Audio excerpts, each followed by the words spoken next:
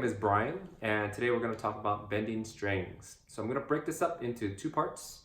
The first is going to be technique, and second we're going to talk about what notes you can bend. Okay, so let's jump right in. With the technique, if you're new to bending strings, I recommend starting with using your ring finger to play the note, and then using 3 fingers to bend the note, okay?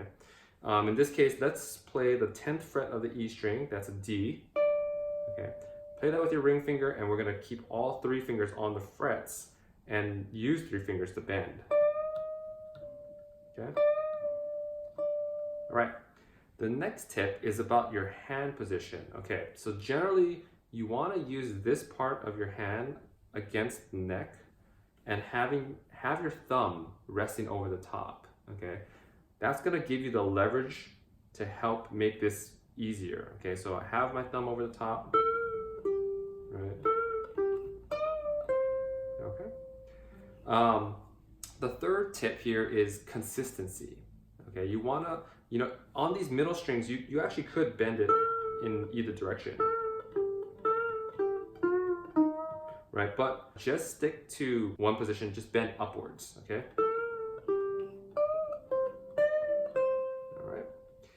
The last tip here is about, it's about breaking strings, okay? So if you do this too often, it's pretty easy to snap the string. So things that you can do to avoid it is, you could bend on the middle 2 strings, the C and the E string, and practice by bending kind of more in the center of this fretboard, because that's just where the string is most flexible, right? If you're bending here and you do that too much, then it's too sort of tight in this area. The string is really thin. You just gotta be careful. So just do it every once in a while. Okay, so let's talk about the notes. When you bend your strings, it generally lends itself well to playing the blues, okay? So we're gonna do this like a C blues to an F7. All right, this is an F9, 2, 3, 3, 3.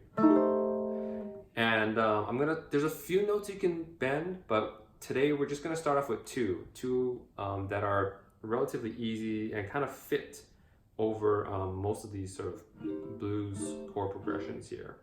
The note is D, and we're gonna bend it a half step to the E flat, okay? Okay, so if I'm playing that over a C7, right?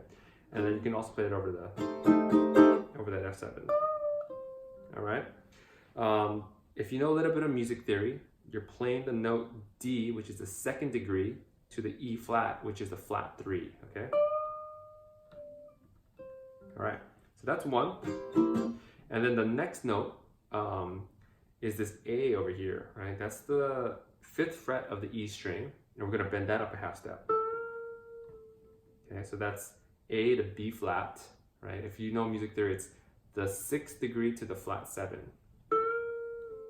Okay. Okay. And then let's just play with those 2 bends. So we got that one and this one. Okay. And if you feel adventurous, you can play that bend here.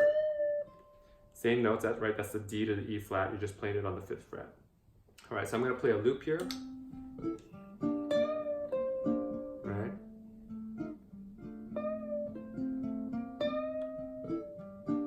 Okay, just get familiar with bending that string.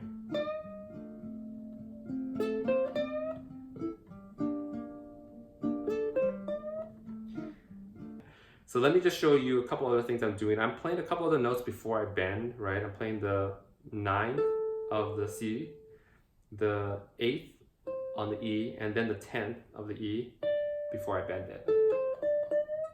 Okay? You could just do 8, 10, bend, or you can do 3, 5, bend. Okay? So let's try that with the loop.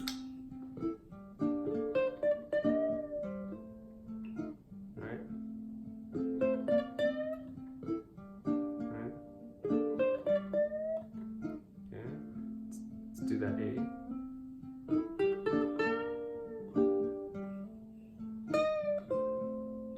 Try that again.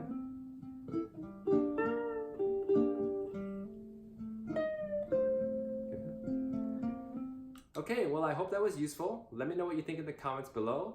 Please subscribe, and we'll see you next time.